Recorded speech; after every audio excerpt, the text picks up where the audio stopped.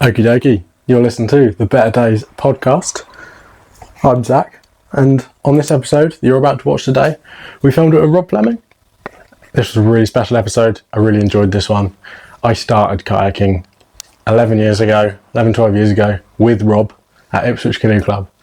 He went his way of the coaching side of it and the behind the scenes, how your brain works when you're kayaking, the psychological effects and ways of training your brain, that side of kayaking. So it was really interesting to find out about why he's so interested in the sport and what he gets from the sport. There's some great tips dotted about the episode. We talk about some controversial things halfway through, about why some people do things the way they do and why others don't, and in different situations. That's a good listen. And I hope you enjoy this episode as much as I did filming it. Bosh, have a listen. You're watching the Better Days podcast with the boys, Danny and Zach. Any guesses where they are today? Enjoy the episode. Mr. Rob Flemming, Rapid Approach coach. Pleasure to have you on here, mate. Yeah, cheers, mate. Thanks for having me. Yeah, when we did the first one with Sol, we were talking about you on there. We're excited to get you on. That was brilliant to hear, mate. Well, so a little backstory on Rob. We'll go into that. That's the podcast. He's into his kayaking, but we actually learnt and started kayaking on the same day, however many years ago. Mm-hmm. Well, when I was 11, but bit older now. Yeah, a little bit older now. Once we got a bit better, you were taking me and Sol away to North Wales, and that's where it all started, really. Exactly, mate. Me and Sol definitely owe a lot of our kayaking to you, hands down. We talk about it a lot. And I live vicariously through your guys' social media. I get to see how you guys have just took off. Yeah. It's lovely to be back home for a little bit. Yeah. See you guys. No, it's good to see you, mate. See the local spot. We're not going to tell you where it is. You're going to have a guess. That's the thing we do on the podcast. Yeah. Sol will know where this is. The Suffolk lot will know where this is. Yeah. Anybody that's learnt a kayak round here knows that. Pretty much. We spent a lot of time in here.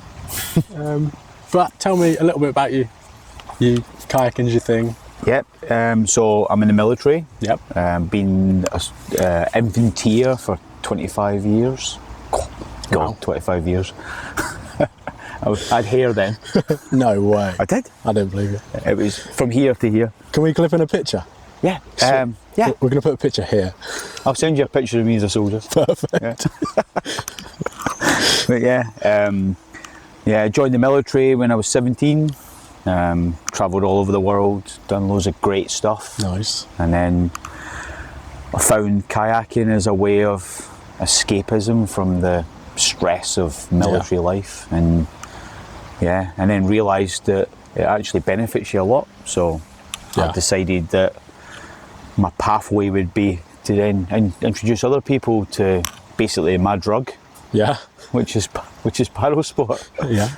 But a couple of years ago I started my own business, something I've wanted to do for a long time. I've been a coach for many years, but mainly club coaching, and then that developed into adventure training instructor in the military, and then decided that I wanted to try and make a go at this outside of the military, but because I've been in the military for 25 years, I'm scared to leave, like all of us.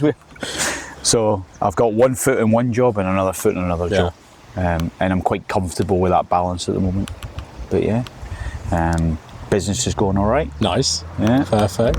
Yeah, it's getting better. Nice. Getting better at the social media stuff, which helps. Yeah, it's hard, the old social media. Some people just know how it works. Yeah. But my daughter taught me a lot of stuff. She's great on social media. That's handy. But yeah, she's taught me a lot of stuff about algorithms and stuff. Yeah, it's mad, isn't it? What was the enjoyment you get from kayaking? You say it's your drug. When you first started, what is that feeling? Whitewater kayaking especially, for me it's the fact that it's an individual sport, but it's also a team sport. Yeah. The individual aspect of it obviously is the make the line, make the key stroke, do the stuff you need to do, and that's you and your boat doing that. But the team element is the people that are going to bag you at the bottom of the rapid if you screw it up, and the people that are going to help you pick your lines and the ones that you feel comfortable around. And you look after each other on the river, don't you? And, Yeah, exactly. and let's face it, some of my best mates are the people I've kayaked down good rivers with. Yeah. Because you get to see the real person on the river because they're not putting masks up. Not when, when it's getting scary and stressful. Yeah. You don't have enough energy to put a mask up, do you? No. So, yeah, that's exactly what it is. Yeah. But so that's what I enjoy about the sport. Yeah. Is that you're in control of your own destiny, but you still rely on other people as well. Yeah. And they rely on you. Yeah, it's very. Daniel Jones said the same thing on the podcast. It was he loves it because it's like a solo sport because it's one person in a kayak, but then you're doing it with your team. Yeah. Yeah, and especially when you move up the grades, Yeah. you need those people. Yeah, definitely. You know, it's not as if you can do this on your own. No. You do need them. Yeah, and especially the people that are better than you that help you up to your next level. Yeah. That push yourself, but Yeah. I think the other aspect of it is the sun. It's the being in the outdoors, isn't it? yeah, What a play! You know, some of the places that kayaking takes you, unbelievable. Yeah. Some places you're never going to get to by road. no. You know. Yeah. And even if you are looking when you're in it out, looks completely different than you looking in on it. I hate it when you're honking climb in and a honking climb out, but it's that type 2 fun in it. Yeah. So it's that you hate it when you're climbing up the hill with your kayak on your shoulder, but when you get into the pub at the end and everyone's just like stoked about what's going on, yeah, you forget about your achy shoulder. Yeah, that's where the best memories come from, don't they? Exactly. But where are some of the prettiest places you've been? You've travelled a lot with the army. Yeah, I have. I mean, I've always got a soft spot for Bavaria, but that's because I spend a lot of time there. There's a place called the Lechtal, which is the River Lech that runs quite northern Austria, and it's a grade 2, big bouncy, high volume river. But just everything about it is taking students into that have never been kayaking before, and you get to see how stoked they are. Yeah. And I go there weekly for weeks on end, but still don't get sick of the surrounding mountains, you know, and the freezing cold water. And Yeah. but for location wise, the Socha, Really? you know, in Slovenia. Yeah. Every grade of river of features you can get on a short space of river, surrounded by stunning mountains. Yeah. Beautiful colour water. Yeah, crystal clear water. Yeah. Yeah. But yeah, no, beautiful place. Nice. And then just the vibe as well, because Bovek and all the surrounding areas they're just paddle sport mad. You know, everywhere you go. Yeah. Which is very different to a lot of places where we're the kind of the aliens Yeah. going into places where we're kind of snubbed upon sometimes, aren't we? Yeah. When we turn up with your kayak.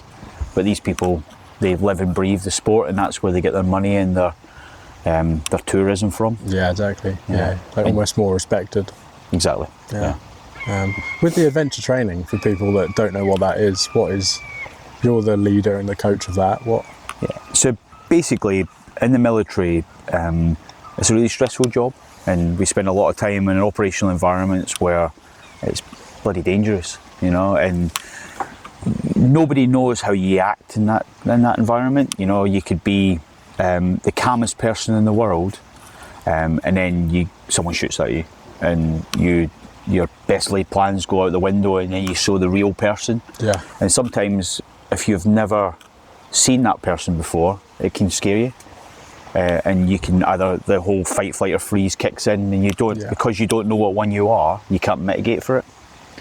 So we've got loads of different things in the military that we can use. We can use blank firing, where we fire fake rounds at each other, and we fire little paint rounds at each other as well. But we know in our brain that's fake, and there's no hiding the fact that it's not real. Yeah. You know, so there's two ways that we can build stress in someone to then test them in that environment. One way is sleep deprivation. Okay. So by giving someone a lack of sleep, then kicks weird things in your brain that then makes you stress. The littlest thing stresses you out, and we all know if we've not had a lot of sleep, we get cranky. Yeah. And that's how we use that in the military. That's an effective way of Okay. building stress. The other way is by taking people to scary places and doing scary things. Yeah. But it's what we call perceived danger. So it's not actually scary and it's not dangerous. No. But it's scary and dangerous to them. Because if you've not done it before. Exactly, yeah. So hanging them off of cliffs and taking them down gorges and stuff. And then where I sit is the whole whitewater kayaking environment. So you take someone who's never kayaked a day in their life, and then by day 2 they're swimming in whitewater rapids and learning about safety and capsizing in the flow. By day 4 they're running down big bouncy grade 2 rivers surrounded by mountains and plenty of stoke, you know.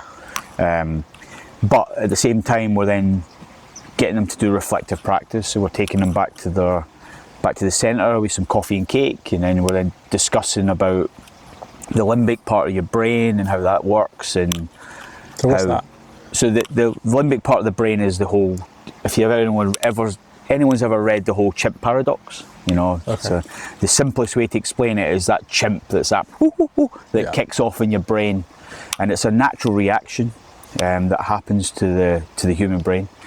The physical fight, flight or freeze, that all comes from the limbic part of the brain as well. And it was designed because back in the day, before social media and cars and all that stuff, we used to be in tribes, and if that bush over there started to rattle, we go tiger straight away. You know, so the limbic part of the brain kicks in to protect us, so we don't die. Because if that wasn't there, the bush would rattle, we'd ignore it, and the tiger would jump on our back. Yeah, just like a safety. Yeah, it's a safety mechanism. But the problem is that the 21st century society was never designed for the brain that we have. Like, not at all. Yeah, that's true. You mean, just to take driving as an example, our brains were never designed to be in metal rectangles driving down a concrete road at 70 mile an hour with a load of other metal rectangles. Exactly. Which is why we get road rage. Yeah. And that comes from that. Yeah, it's not natural for us to be doing it. Not natural. So our brain's continuously trying to work it out. Yeah. Oh, I've never thought of it like that. Yeah, so what we're doing is teaching people about that stuff. Yeah. You know, realistically, if they don't take on half of what you're saying, a lot of it is to do with just being aware they're aware. So just making them be more mindful. Yeah. So think about things. Like the first homework they get on a Monday is to listen to their self-talk. That's all we want them to do. Okay. It's just the next morning, they know that they're going to go and they're going to swim a whitewater rapid for the first time in freezing cold 6 to 8 degree water, and we tell them that on purpose. You know, we then let them go and stew on that for the night, and then we have a discussion in the morning about what their brain's telling them. Yeah. And then we then go out onto the river, we do the activity. It's never as bad as they thought it was, because it never is. Yeah. And then we start talking about that sort of, it's called confirmation bias. You ever heard of that before? I think I've heard you say it before. Yeah.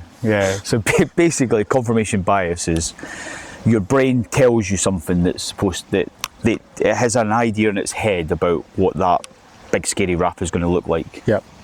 You then turn up to the river and your eyes see it, but your brain's saying, well, that's not right. Yeah. And because there's that conflict between your eyes and your brain starts to tell you that it's not there, it's round the corner. Yeah. So the next rapid is going to be the big scary rapid. And then what happens is the entire day you spend worrying about the big scary rapid. And I can't tell you how many times we've got to the get out of the river and we've paddled up to the side, and you'll get them go, is that it? Is this the get out? Yeah, it's the get out. And then you can see them like literally confused. Because they've done what they were scared of in their head. But they haven't been given that confirmation. You know? Yeah. And then you then play with that, and you start to look at it and say to yourself, well, what's been happening to your brain there? Why is your brain telling you that? And basically you break it down. There's a lot of psychology that I'm not going to get into. Can if you want, mate. I know you're big into it. No, it's the simple terms is your brain is designed to protect you. Yeah. Yeah, keep you safe. Yeah, it's keep you safe. So what your brain's trying to do is put you back on your sofa eating Cheetos, because that's safe. Yeah. So it'll do everything in its power to stop that happening, and that's what that negative self-talk is. Yeah. And we try and tell the students that if you imagine that's a roommate, your self-talk, and if it's talking and talking and talking at you, you would go, come on mate, shut up. Yeah, exactly. Just let me watch the TV. Yeah. But why do we let our brains do that? Yeah. Because we can't shut it up. No. But what you can do is you can start battling it with analysis, where you say, well, your brain's telling you you're going to die. Are you going to die? Yeah. And you start breaking it down. Oh, that guy there's safety. I've actually paddled things just like this before. Yeah. So it can't be that bad, you know? I imagine that could go the other way though, and be a negative thing.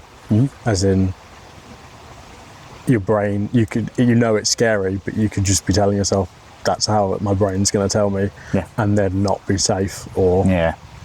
But that comes with experience, doesn't it? Yeah. So we see in the kayaking world especially, and you know it yourself, the escalation of skill goes really fast. Yeah. You know, so if people keep trying at kayaking and they're not scared to fail, Yeah. they'll shoot up in skill level. Definitely. But what they lack in that skill level is the experience that comes with it.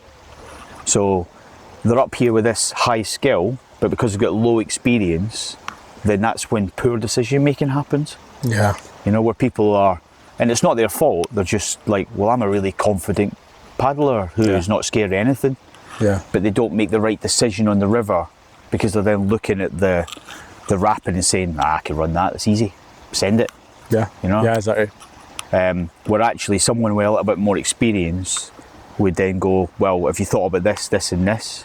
Because the answer might still be, I'm still going to send it. Yeah. But the answer might be, I didn't actually see that. Yeah, exactly. And I'm not going to run it. Yeah. I'll walk it instead. Yeah. Or we will run it, but let's set up safety, you know?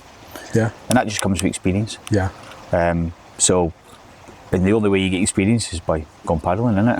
Exactly, yeah. By failing as well. And fail. And learning. Yeah. And the amount of times that things have gone wrong on a river, and the learning you get from that is unbelievable. Yeah. You know, especially if we talk like we are now. Yeah, exactly. About it Yeah. After. Yeah. You know, and analyse it. 100%. Yeah. Reflective practice, it's everything. Definitely, yeah. Yeah, I think this is where a lot, like me and Sal were really grateful to have been going away with you and talking about how the day went in the evening, rather than this is amazing, let's look at the videos and then post them on social media. Yeah. Actually learn from what we've done, and even your mistakes you're learning from. And and it's all about, the problem is we feed our ego all the time, don't we? Yeah. And it can be a right ego hit when you make a mistake. It really is. Yeah. But the problem is if you don't face up to that, then you don't learn anything.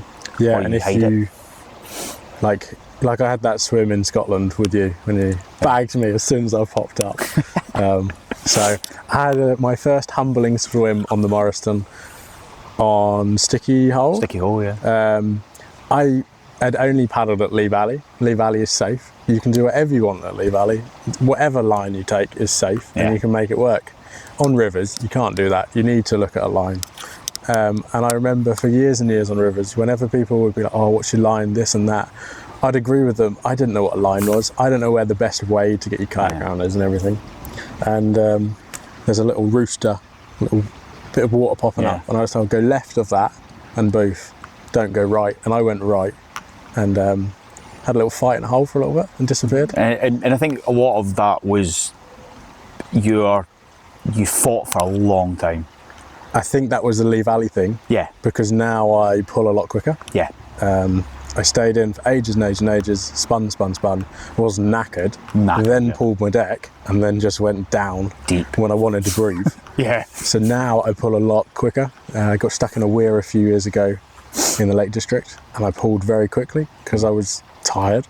And I know if I'm going to stay underwater, I want to have a bit more strength and power.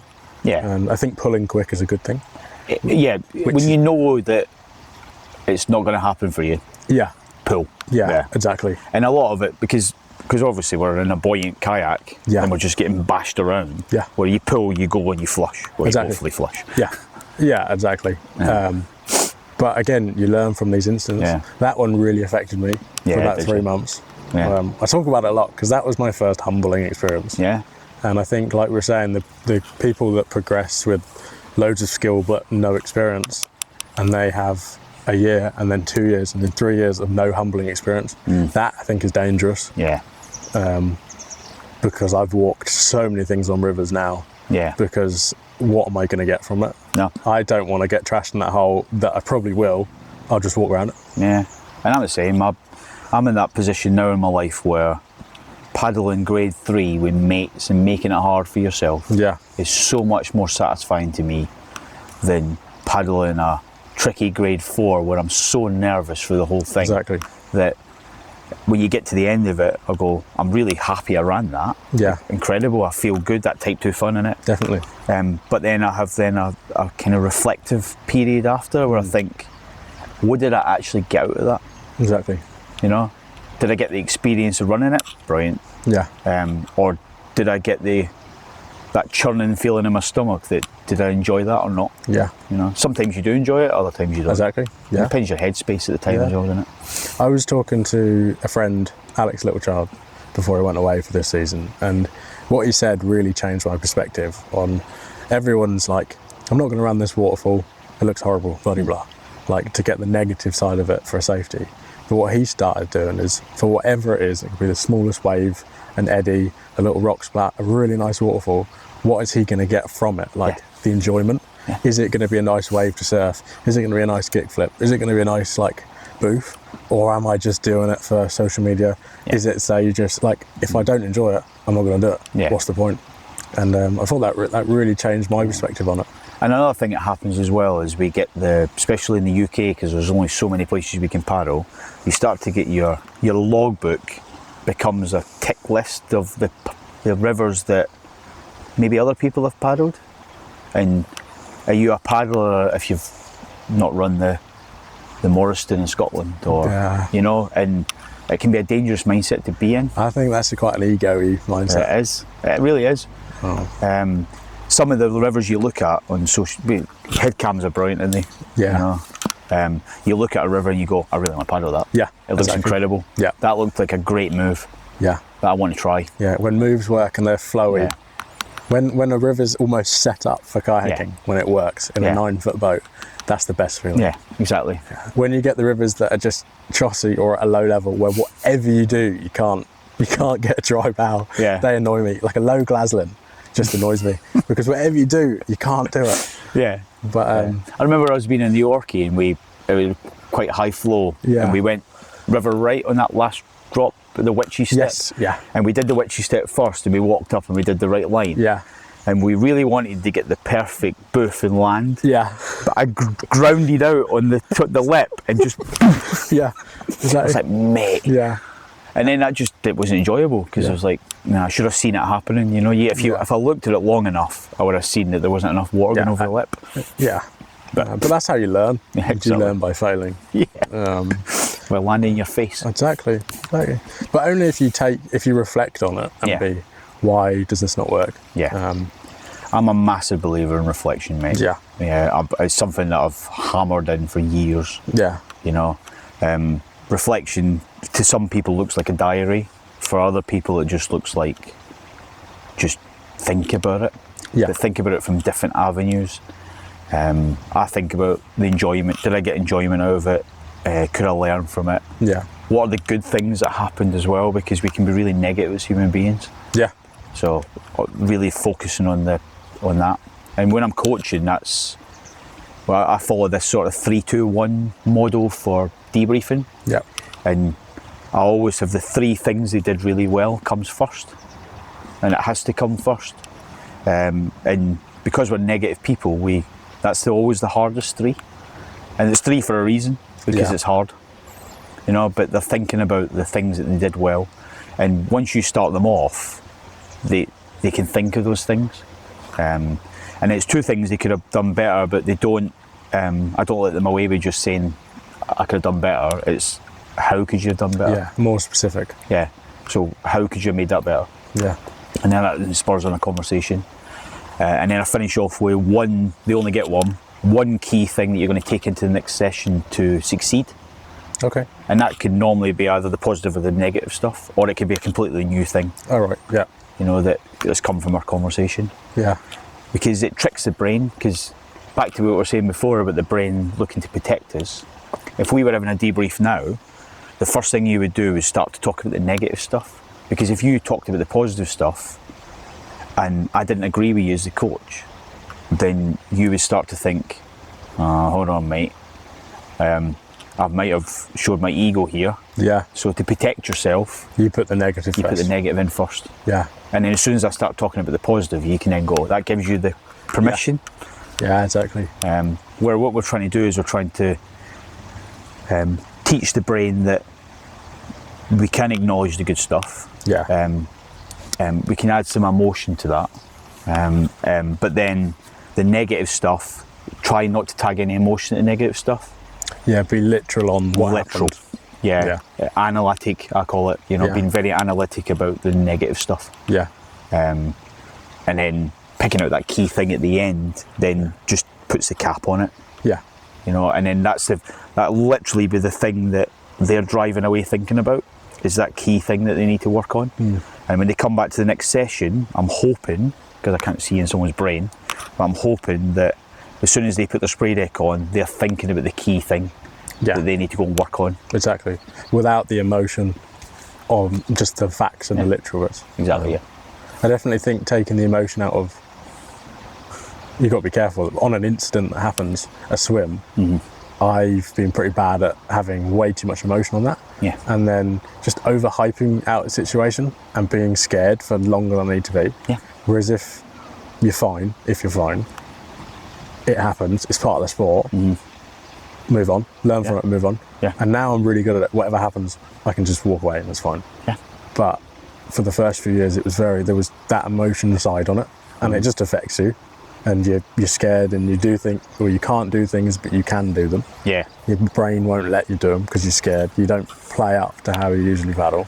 But it's an energy thing, innit? So I know you really well, and I know you're a highly motivated person.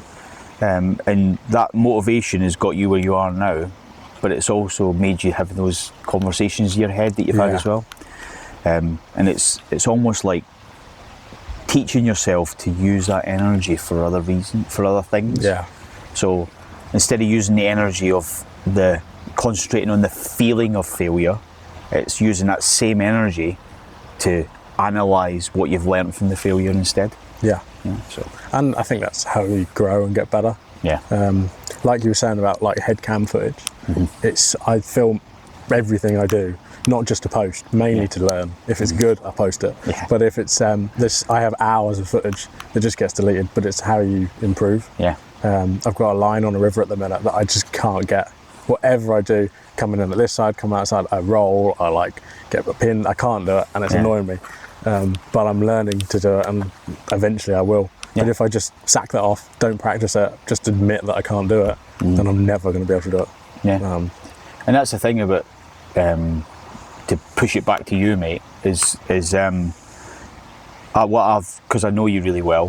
When you post something on social media, I know that there's probably hours upon hours of practice that's gone into that end goal. Sometimes. Like the town falls in the playboat where you did that cartwheel. Do you know how many goes that took?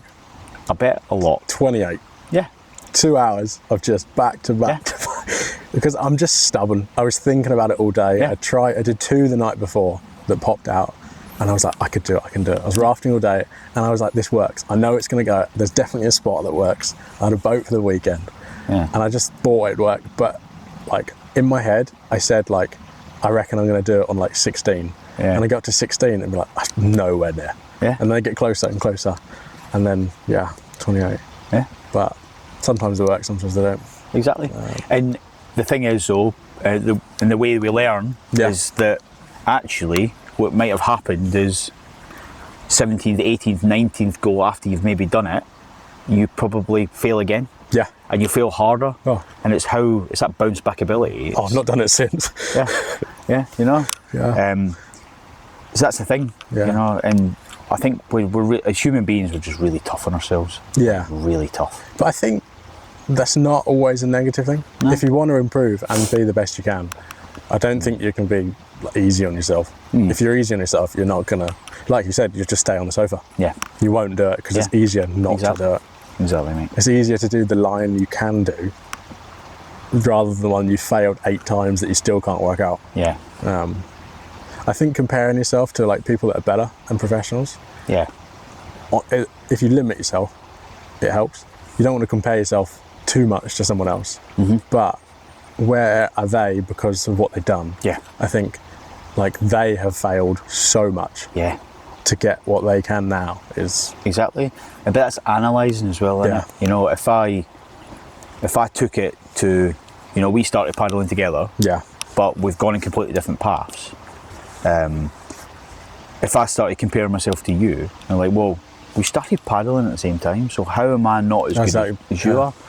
I would just ruin myself. I absolutely ruin myself. But it's 2 different routes in the sport. 2 different routes, yeah. And everyone, even people that work with you closely, have got a different goal and motivation in life in kayaking. You might have something that's similar, or you might even have the same goal, but you've got a different path to get to that goal. Exactly. And the fact is that we're all different. Yeah. And I think you're trying to be like the best you anyway. Exactly. You're not trying to be them because they'll always be better than you at being someone else. Yeah. But you're just trying to get your own style and learn your own style. And I remember talking to an Olympic paddler, I won't name them, and they basically said that they basically got a sports psychologist, and that sports psychologist taught them that even though you're competing against all these different people in the world, the biggest thing that they got out of it was from the sports psychologist when they said, compare the you on the day, and then that's it, stop there. So when you go and you run that lap, you get to the bottom of it, you can be annoyed about all the mistakes you made along the way, but when you get to the bottom, you can go, right, on the day, I made these mistakes, but I fed myself, I was fully prepared for it, but I made this mistake, and this mistake. So I am now, this is what I deserve for who I am today. Not who I was last week, not who I am in a week's time. It's who I am things have changed, environment's changed. Exactly. Abilities changed. And if your best is better than everyone else in the world that day, you win a gold medal. Yeah. You know? Yeah. But if you compare yourself all the time to everybody else, it's never going to work. Yeah. You just need to be the best you can be on that day. And you do have bad days. Yeah. And they're the most annoying thing in the world. When you know you can do something and you can't for that day. Exactly. And I always, when we talk about the coaching aspect of things, it's one of the big things we have a discussion about is that preparation for what you're going to be doing. So are you preparing, are you getting there early enough to set yourself up so you're not rushing around? You know, when you get there like 20 minutes before a session, I've got to go meet Rob in the concrete next to the steps. So you're like literally running, putting their clothes on as they're coming towards you. Are you actually prepared for that session? Yeah. Or are we spending the first half an hour mentally preparing you for the rest of the session? And actually that's really important. Yeah. You know, and that's all about being honest about the discussion we're having is, are you ready for this? Are you ready for the challenges ahead? Or are you still thinking about being stuck in traffic on the M25? Yeah. You know? Yeah, or work stresses and other stresses. Yeah.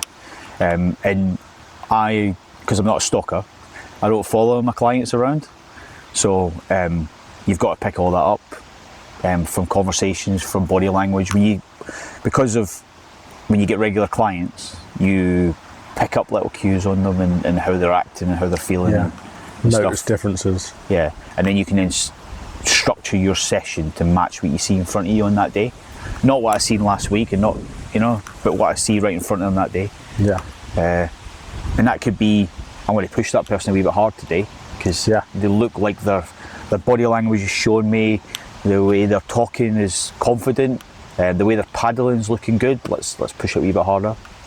And then on another session, it might be the same person, but because it was happened during the week or how they got here or how they prepared, it's like, I can't. So let's get a couple of quick wins, or let's maybe strip something back a little bit, and work on it from there. Yeah. You know? Yeah, that's really interesting hearing the coaching side of it. We'll go into some questions in a minute, but Danny Maguire, the other podcast man, my future business partner, he's asked, how would someone get into kayaking if they're interested? The easiest way, depends, if you know what you want to do, then you can go straight to a coach, you know? Yeah. So look online, have a look at their social media, see what they're coaching, and go, I want a bit of that. Yeah. And contact that person and have a discussion about how you get on involved. If you've got absolutely no idea about what you want to do, you just fancy trying kayaking, join a club. Yeah. It is genuinely the cheapest and easiest way to learn how to kayak. Yeah. Because the equipment's normally really cheap. The club coaches are good, you know, they'll get you to understand the fundamentals of the sport, so you can then choose your path, you know. Yeah. But yeah, it's definitely the best way to get into it. Yeah. Yeah. We both started at Ipswich Canoe Club. Ipswich Canoe Club. That's where we started. Plug Ipswich Canoe Club. Exactly. Here as well. Yeah. Yeah, definitely a club to start, isn't it, really? Yeah, yeah, definitely. A lot of people, especially when you do a lot of stuff at Lee Valley, some people that get into whitewater kayaking is because they went for a walk through the Lee Valley Country Park. Yeah, and saw it. I want a bit of that. Yeah. They go to the centre, they learn how to do like a 4-week flat water course, and then every day they're paddling in that lake, watching people come off the whitewater course. I want a bit of that now. Yeah. How did I do that? Yeah. And then they progress, you know, and that might just be the concrete ditch type of paddling that you want to that's all you want. Yeah, because some people have just paddled there. That's all they want though. They're happy with it. Yeah, it's what do you want to get out of kayaking? Yeah. And that's what they want. They want to be able to have that adrenaline rush and a train ride away from their house. Yeah. And if you live in the centre of London, that's Lee Valley. Yeah. You know, or Nottingham or wherever. Other people, you tend to find that when you start to break down what people want to get out of kayaking, normally it's that sense of community and that sense of adventure. Yeah. So going travelling, it's actually nothing to do with kayaking initially. Yeah, probably not initially. Yeah. They're looking for something that pushes them out of their comfort zone. Yeah. And they've chose kayaking. Yeah. And whether they stick that sport out to whatever, or they get to a level where they're happy with. Yeah. And that's pretty cool. Yeah. Have the confidence to stop there and say that's where I want to be and that's all I want to do. And get the enjoyment from it. Exactly. As long as it's their choice, then. Yeah, exactly. We don't, and this is back to what we're saying about everyone being different and their journeys being different. Yeah. You know, and you might find that your mate carries on with that and you stay still. And that's okay too. Yeah, exactly. No. Yeah. I don't think we need to push it. No. Unless it's your thing and you generally want to. Yeah. Pushing it's fine, but I don't think everyone needs to be like the first 4 weeks course and then they need to be paddling grade 5 in 3 years time or whatever. Yeah. It's not a target or anything. But I've coached people who have genuinely got those goals. Yeah. You know, because at that time they believe that's what they want. Yeah. You know, whether I'm just a snapshot of that, I'm just a pit stop in that journey, and sometimes you don't see how far they go, but what I can do is just prepare them as best I can for whatever journey they're going to go on. Yeah. You know? Yeah. It's interesting. Everyone wants to do something different. Yeah. Some people you see that they have a goal and they progress to it and do everything they possibly can to get that, and they get it. I know a lot of people who kayak just for the social element. Yeah. They could be doing anything, but it's literally because they enjoy living in their vans and or campsites and going kayaking. Yeah, exactly. Yeah. It's not about the kayaking. Yeah. It's about It is a good community. a really good community. A really good community.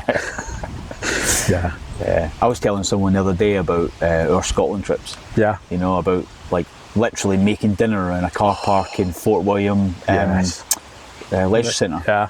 And going for a shower Yeah. in the Leisure Centre. Yeah, £2.60 shower. Yeah. And then car park curry Yeah, on like 3 camp stoves. exactly. Yeah. Yeah, they were some good trips. Yeah, good trips. Yeah.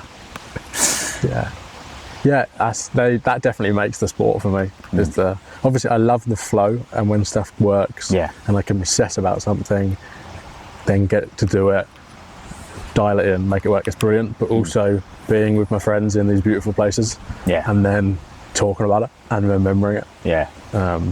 Like I have this moment where I was surfing a wave in Scotland, and with a friend, and we were on there for 40 minutes. I talk about it all the time. It's my best moment ever. Yeah. But my mate Jack, he messaged me about it saying, "Do you remember that?" And like you get to remember it again. And One of my memories was we went kayaking with a few people, and we ended up just paddling the Dee on the Friday when we travelled there, in the beautiful sunshine. The water levels weren't that great, but we were just mucking around, we were having a laugh. And we got to the bottom of it, and I remember them saying, I hate the Dee. Why did I enjoy that so much today? It's the people. Yeah. The reason why we enjoyed it was the sun was shining and everyone was having a laugh. Totally. It was nothing to do with the river we were paddling. And you're making an easy river hard, and playing and learning and getting as much as you can from it. Exactly. Rather than getting stressed on a river and actually incidents happen. Yeah. When you're stressed and it's scared. Yeah. Obviously they can still happen on an easy river, but you're safer, you're learning. Yeah. Because that's where the grading system comes from, isn't it? The consequences. So a grade 4 consequences are obviously harder than a grade 2, worse than a grade 2 consequence. Yeah. But what you can get out of a grade 2, grade 3 river is you can build the skill that you need to be able to paddle those harder rivers without the consequences of serious injury or death. Which is perfect. And especially if you live in the UK, you can't just run grade 5s. Like you might get seasons of it, but you need to keep up your skills on the 3s and the 4s. Yeah. Because if you don't, then you can't step up. Yeah. Exactly. Yeah. Should we do some questions? Oh, go on then, mate. So, I will do the questions from our fans, which are just our friends, really. Yeah. So Sol says, who are your 2 favourite kayaking students? Right. Because you told me before we started, I have to say, Zach and Sol. Yes. We're in. I'll pay you later. Yeah, cool. What else have we got? Matt says, what was your biggest fear when you were 10 and what is it now? So, it's same answer both. Yeah. Clowns. Really? Clowns. Wow. Something with big feet. Yeah. And big nose and big hair. Yeah. Yeah, you can't do that. Scares the crap out of me, yeah, mate. They are pretty creepy things. Horrible, mate. Yeah. The film It scared the living daylights out of me. And also, you seen Poltergeist? No. So there's a scene in the film Poltergeist where there's like a toy clown sat in a chair, and then the kid looks away and looks back, and then the clown's not there, and then he's like on the bed, and then the clown grabs his ankles and pulls him under the bed. Terrifying. You jump into bed. Terrifying, mate. I'd rather run any river any day than face a clown. Really? Yeah. Yeah. That feeling of someone, or it's never happened, but thinking someone's going to grab your ankle under the bed is terrifying. Yeah. I'm not going to be checking my bed tonight. Yeah.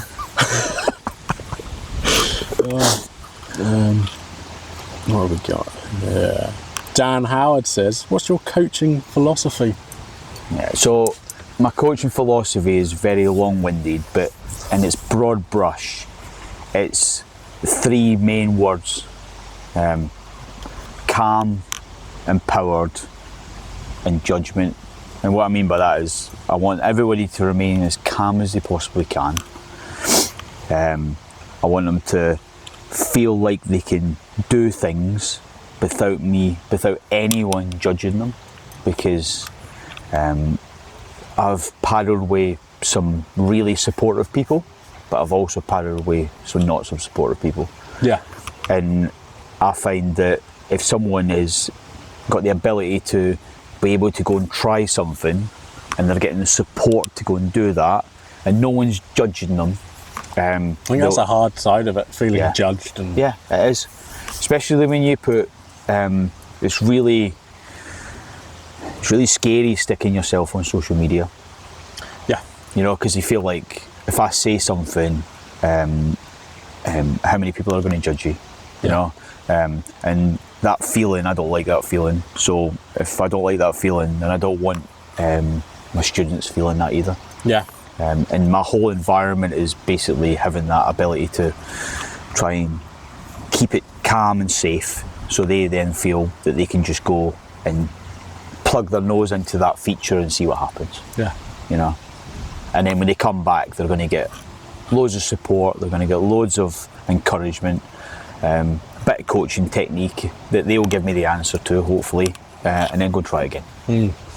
And then that builds really good decision making skills. Yeah. As opposed to me telling them what to do all the time. Yeah.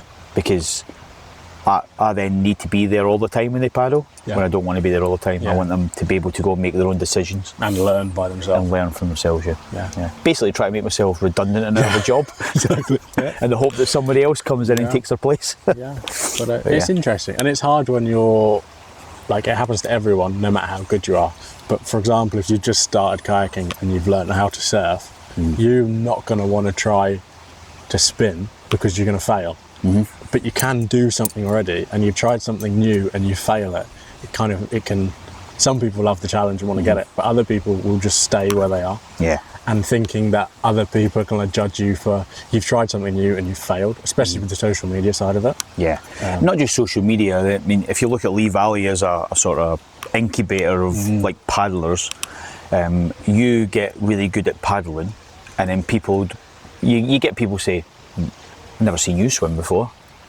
And Lee Valley's a nightmare for the swim culture. Sod's law is that you swim. Yeah. And then, unfortunately, because of the culture of it, you'll then get, I'm surprised you swam there, mate.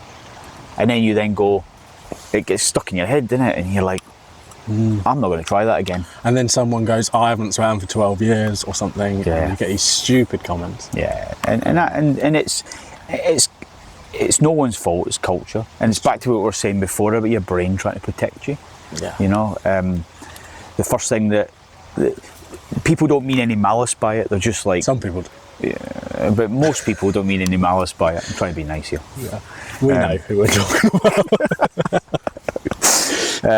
But I'm trying, you know, they're trying to, they're basically, it's an observation, isn't it? So if you don't swim and then you swim, all they're doing is stating the obvious. You just swam. Yeah. But your brain tells you, what do they mean by that? Are they judging me? Yeah. Oh my God, Yeah. I'm not going to try that again. Or I'm going to wait till that person's not there and I'm going to try it. Yeah. Yeah. Yeah. I never understood the, like, knocking someone for swimming. And the best paddlers that I got to paddle with, they'll never knock you for swimming. And equally, they'd never, you'd have a joke about it. But at the end of the day, the higher these athletes are paddling, if their friend swims, they're probably alive when they come out of it. It's good. Yeah. Like, a swim is a good thing. But I've never understood the negative side of it. Or I wasn't expecting you to swim here, and I haven't swam for 15 years, but you've not kayaked for this long, you're not kayaking regularly, you're not pushing yourself, you're not on these harder things. And I think where my military background comes in is our love language in the military is banter. Yeah. And you take that into the sort of civilian whitewater kayaking world and you try and have the banter, but banter's only banter if both people see it as banter. And you can, and again, it depends on your mindset on the day. We could have banter right now, but tomorrow I might have been in a mood. And you have banter, I mean, I don't take it the right way. Yeah. So it's all about, I think it's that emotional intelligence in it. Yeah. And I think the environment on it, like when I'm back in Wales and we're playing in the D, if someone swims, I'm going to piss myself laughing because it's funny and it's pretty safe. Yeah, yeah. But if I'm on another river and my friend is swimming, like it's sort them out. Yeah. And then, are you okay?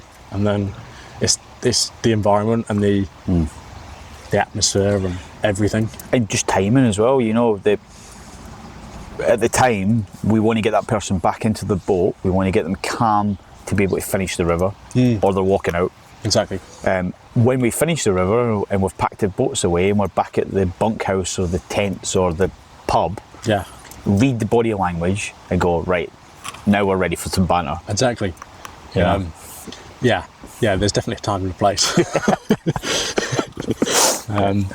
But when you witness someone like a scary swim as well, you're not gonna make a joke. I don't think you could naturally make a joke. Yeah. Yeah, you know when you're scared. Yeah, exactly. They're scared. yeah. When everyone's a bit shocked. Yeah. Yeah. Yeah, that was interesting. Yeah. Another thing I'd like to touch on is, like I've said throughout this podcast, me and Sol owe a lot to you because you've taught us a lot of ways of kayaking, but also ways of learning on your own. And I remember you telling me something. Everyone is going to try and tell you this is the way. This is not the way. Clubs are pretty bad for that. Yeah. Big groups of people are pretty bad at that. I think that's how fads start. Like, it's cultural. It's you can tell that all these people in the car park are part of the same canoe club. Because they'll be paddling the same boats with the same paddles and wearing the same kit. Yeah, because someone's bought them. Yeah, but that's human nature. Yeah. We're tribal. Yeah. So we're designed to want as a sense of belonging, and a lot of our sense of belonging comes from wearing the same kit and paddling the same with the same paddle in the same boats. Yeah, but I would recommend Piranha Kayaks, NRS, and River Sync paddles. Good plug. Thanks, mate. I need to try a River Sync paddle. They're good, mate. Really good. Yeah. Honestly, I'm not just saying it. No. Like, I I enjoy paddling with it. Yeah. It's a really vertical angle, like a slalom paddle, which is a bit new for me. And the reach, I've never had a paddle with reach. Okay. But I love the control of it. I need to try one. Yeah. And me mates down the road have built it, so it's even better. Yeah, brilliant, mate. Yeah. Yeah, but yeah, that's that tribal thing that Yeah. comes into play, and I think that's where that all comes from. The problem is with that is that people get into that sort of mindset that your sling is in a certain place, your knife is in a certain place, and it's not because they know why it's there. It's because everyone else has done because everybody else does it, and it's back to that mimicking. So they're mimicking that other person because they look up to that person. One of the biggest things that we talked about quite early on in our paddling was the why. Yeah. You know, if you can justify it. Yeah. Why is your knife there? Yeah. Have you tested that knife and can you get it out in an emergency situation? Yeah. Have you got the sort of mental capacity to reflect on something that happens and then have the guts to change it? Yeah. And sometimes you're going against the status quo. You know, there's the amount of times that I've done something with my kit and I've gone to do it and someone's went, "No, I won't do that, mate." Yeah. But I know I can get that kit Yeah. with one arm, half underwater, and that's why I'm doing it. Yeah, exactly. And I've got the confidence to then change that. Yeah. And learn from, if something hasn't worked, change it. Yeah. But I had a thing on a river recently, a few months ago. So in like in an Astral, a lot of buoyancy is you have a zipped pocket, but then you also have like a hand warmer sleeve or somewhere to put a sling. I think they're for slings. Now, there's are you on about the green jackets? Yeah. So there's one at the bottom which is for your hand warmer, but there's one at the top which is designed for a throw line. Yeah, the Astral one. Yeah, the Astral throw line. It's designed for that. Fits slinging really well. With the carabiner. It does fit a sling in really well. Last winter, I lost one. I got battered on a hole and it just came up fine. I lost a carabiner and a sling. But recently, I was in a river and I rolled on the same line that I can't work out at the minute. Whatever I do, I end up upside down on it, and then I get trashed around, paddling down the river, and my sling plops out one side, but also rolls out the other side and dangles behind me. And like, this is not where I want to be. I'm not comfortable in this river yet. It's stressing me out as it is, and now I've got two bits of rope with me in the middle dangling behind me. Not a fan. But when I first started kayaking, I was always told not to have like a flip line wrapped around you because it's a closed loop and you're in the middle. Yeah. But now I do that because I can twist it tight. It's a locking carabiner, it's a fixed loop. And I feel like if I'm gonna get stuck on a tree, it's gonna be through a buoyancy aid or a helmet strap. Yeah. And I'd rather take that risk knowing it's on me and I'm not tangled on it. And it's really good to hear because you've thought about the why and all the different scenarios that could go wrong. Exactly. But I think that's the first time I've done something from learning from an experience that hasn't worked or gone wrong. Yeah. And having the confidence to change it as well. There's kit that I've changed I used to keep a sling under there. Yeah. Yeah, and then I went to the stage where I had 2 slings. I used to have one in my buoyancy aid and one stuffed under there, and the one stuffed under there was on a fixed loop. Yeah. So it was looped round, and it's because when I was on the Atona River in the Socha, I did a boat chase. I just about got the boat, managed to empty it, and then I accidentally let it go. And then it buggered off and it got pinned in a rock just above a grade 4 feature, and it took an hour and a half for us to get it. It was a really wide part of the river as well, honking.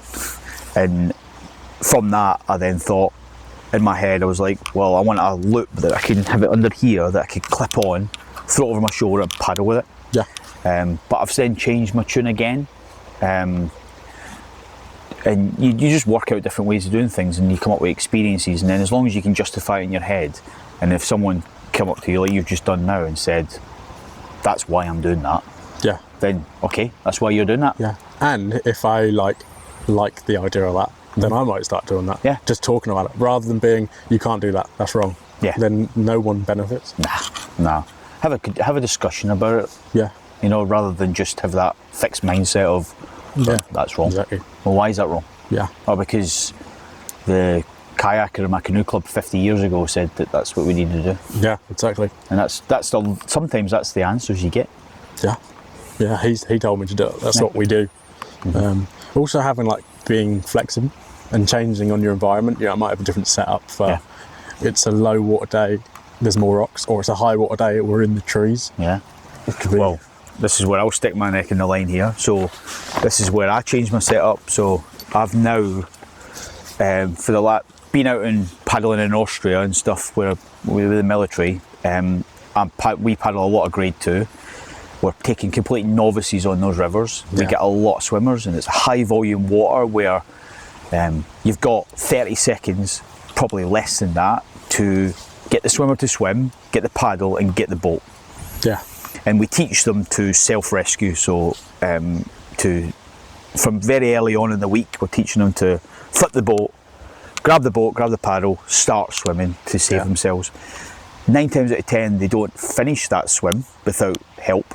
Yeah. But because they've got all their kit, they're just floating down the grade 2 river, no danger. And then whoever's leading, myself or someone else, can come up. Yeah. So what I've started doing, and a lot of alpine rafters do this, and paddlers, is they've got a cowtail. Yeah. And I've started using a cowtail a lot. Yeah. Even though social media hates it. Well, I think they're bringing it back. People love a cowtail. Yeah. But I think we were brought up in the club, cowtails are bad, don't use them. Yeah. And I agreed with that. Yeah. And then in alpine, big river, wide, Yeah. no rocks, no trees situations. Clip it on. I can release it if I need to release it. Yeah. I get that boat and that paddle. The paddler's on the back of my boat, or even on the back of their boat if I need that length away from them. And I'm paddling with a choo-choo train of a boat and a paddler, and I've got their paddle. Yeah. 30 seconds, 40 seconds later, they're at the side, they're emptying their boat, they're back in, they've got the confidence to carry on. If they kept going down that river another kilometre of swimming in freezing 6-degree water, that's going to degrade them and it's going to psychologically ruin them. So I would rather take the risk of having the cowtail. That's still releasable. It's still releasable, and because I'm using it properly, than have a swimmer in the water for a long period of time while I'm faffing around with a slippy boat on a big alpine river. Yeah. You know, so that's where I justify that. You know, even though I took loads of hate for it. Yeah, exactly. Especially when I did, I'll be honest, I fell foul to it that I would wear my cowtail out in Austria, in Germany, and then when I was coming back I'd take it off. But I think you're changing environment as well. But I've started still using it back in the UK for your grade 2, maybe grade 3, depending on who I've got and what river it is. And then when I go into that grade 4 environment, it's off. Yeah. I mean, I was up in North Yorkshire with Jamie Greenlow recently in February, and I took it off because I didn't want it on. Yeah. Because the risk of me getting snagged up, and the fact is that I wouldn't, for the rivers we were paddling, your sort of pool drop rivers, the likelihood is the boat's not going to go anywhere if you swim. It's just going to spiral around in the pool. Yeah. So that decision making was take it off. Don't need it. I think if you're coaching and leading, it's great, and if you're happy with it in the situation. Yeah. I think, like, a river that when I'm paddling it with my friends, I don't want a boat attached to me going down the rapid. No. Because I can barely, like, they're hard enough as it is. I don't want 300 litres of water behind me. Exactly.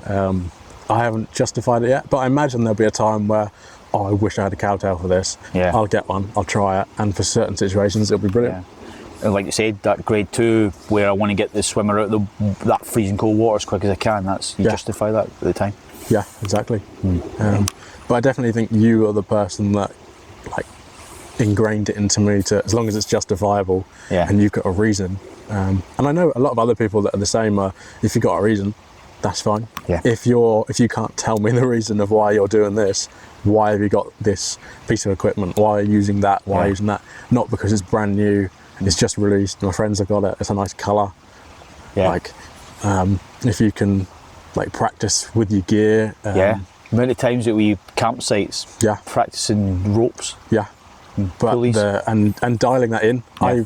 I've got this theory: if you can be, like, your absolute best, you can do anything almost blindfolded as quick as you can on land. In a scary situation with cold hands, if you're 20% good, you could probably make it work. Yeah. But if you're 50% good on land, you're not going to be able to do anything with these ropes. And that same trip with Jamie that we were talking about in February, we had a really, like, big boat pin. Yeah. Maybe he put it on social media. It was we learned a lot from it. The priority was airway. As soon as his airway he was up and he was breathing, then we relaxed. Yeah. You know, but that's it. And that priority is that person breathing. Is they calm? Yeah. Right. Okay. Now they're calm. Now they're breathing. Let's get them calmly out of the boat. And then once he's out of the boat, we probably, YouTube video was like 5 minutes long, but we were spent ages getting out of there, trying different angles, different places, pulley, not pulley, kicking the blooming thing. Although I've got a newfound like for a Waka handle. All right. I used to hate the Waka handles because they were plastic, and I used to go, nah, not a chance. Yeah. But there was a Waka boat he was paddling, and we pulled that thing to hell and gone, and it never snapped. Really? Yeah, so respect. And I think I've now got into this headspace now where I think it's because ultimately if you've got a DMM handle screwed into a piranha boat, and you've got a plastic handle screwed into a Waka boat, the screw fix is the screw fix, you know? And it's going to rip off a metal, it's going to rip off a plastic handle. Exactly. Because you've got two fixed points as well to double the force. Yeah. Where I would be annoyed at a Waka boat was if it snapped in the middle, the handle. Yeah. But because of the flex in the handle, it done a pretty good job. Yeah. And often you're not pulling outwards on the handle, very rarely. Yeah. You're pulling against that fixing as well. Yeah, exactly. So, we pulled and it stayed on. Yeah. So I've got a new respect for it. But it's one of those situations that you practice for, hope you never use, want to be as good as you can on land. Yeah. But then you get a little bit excited once the person's out and good. It's like, this is playtime, this is what I'm practicing for. Yeah, and I've video, so from the beginning of that whole thing happening, as soon as you can see, I was filming anyway. Yeah. And I stopped the video to go and help, and then as I was running, because they were already dealing with it, I was like the last person in the queue. Yeah. So I went, I'm going to video this again, and the reason why I did it was because I was like, I want to watch this after. I want to see how we did this. Yeah. Because there might be something so obvious at the end, and then you learn from it. Yeah. And we all benefited from that video. I shared it with the whole group, and we all watched it, and we analysed it in the coffee shop. It was brilliant. Such a good asset. Yeah. It is interesting, ropes and things. I love it. Yeah, me too, mate. We spent many an hour playing with ropes. Yeah, and carabiners and pulleys and prosecks. And I remember that time at bottom of Langham Flume. Flume. Yeah. We tried to get that, was that breeze block out? It was like a 8-foot concrete bollard. Yeah, we spent hours there. I think it got dark. I think it was dark when we paddled out. Yeah. But we were just fascinated with angles and pulleys. And and then sorts. how much two people could pull. Once you've got 5 to 1, how strong you are effectively. Yeah. I'm pretty strong anyway. Though. Yeah, I know. Yeah. When I was 11 or 12, just You're over not here. telling this story. I am telling this story. It's not child abuse because I know Rob, but there's like a jetty to get on to the water. And I remember I was a confident 11-year-old, but I was quite a small 11-year-old against Rob. And I remember trying to run and push him into the water, and he just chucked me over his head, like, flying. Good old memories down there. Yeah, and in Seoul, I remember him trying to get me down in the dark. Oh yeah, he got close. He got close. Yeah. As you guys have got bigger, I've had to In the bunkhouse in Wales, some I dirty had tactics. Yeah, dirty tactics. I've got to, because you're getting bigger. Can't let you win. I know. When the wedgies come out on, that's me over. Yeah. Yeah. I'll do my quick fire questions. I should know these off by heart now because there's only 5, and I say I'm on every podcast. But I have forgotten. Go-to snack. Popcorn. Salty popcorn. Okay. What about a river snack? So because I'm milk intolerant, it normally is some sort of vegan flipping chocolate bar, nutty chocolate bar. Nice. Yeah, something that has got a plastic packaging that's not going to degrade in your pocket, and I can stick it in my boy instead. Yeah. Paper packaging. Eco-friendly packaging is not the one. Not for kayaking. Get it out and it's just mush. Prettiest place you've seen? That doesn't have to be kayaking related, but... Yeah, it's Socha. Yeah. All day long. Yeah. You knew the answer to that. Yeah, it looks special. Yeah. Worst injury? A hip injury, and only because it absolutely ruined my paddling for a long time. Yeah. And even now, I'm not. My hip flicking is nowhere near what it used to be. Especially how much we're using hips. Yeah. It's quite a key part. Yeah, but I've learned to adapt. But yeah, that it changed the way I paddled. Yeah. Just by pulling my hip. Yeah. Okay. Tea or coffee? I'm going to be thingy again. I'm going to say both. And the reason, so coffee for necessity, tea for enjoyment. Oh, really? Yeah. I like a cup of tea, as in I'll savour it and drink it and enjoy it. Yeah. I don't enjoy coffee. I need coffee. Yeah. So, Do you know a fact? go on then. I'll probably butcher it, but apparently there's more caffeine in tea, but the brewing process of coffee allows you to get that caffeine, if that makes Quicker. sense. Yeah. Yeah. In fact, yeah. Yeah. Now this is the important one. This is the make or break, and there is only one answer, one right answer, and I'm right. Is a Jaffa cake a biscuit or a cake? A cake. Yeah, perfect. Yeah. No, I can't remember my answer. I've edited like 9 podcasts this week. I can't remember my answer. The reason why I say it's cake is because I'm a literal person. So if the the Jaffa Cake company say it's cake on the packaging, then I believe them. That's embarrassing. That is my answer as well. Yeah, cool. Jaffa cake. Yeah. Yeah. I've watched the answers like 9 times this week. Yeah, no, it's a cake. Correct, mate. Correct. Now, on to the important stuff. Plug in the business, mate. Yeah, cool. We'll put them in here. Rapid Approach Coaching with Rapid Approach Coach. I'd strongly recommend it, not just because he's one of my great mates, but I have learnt so much, as you couldn't tell by this. And where can they find you? Get me on Instagram or Facebook mainly. If you send me a DM, you can find me at Lee Valley. So if any of you guys are at Lee Valley, come into the shop at Above and Below. Plug for them as well. Do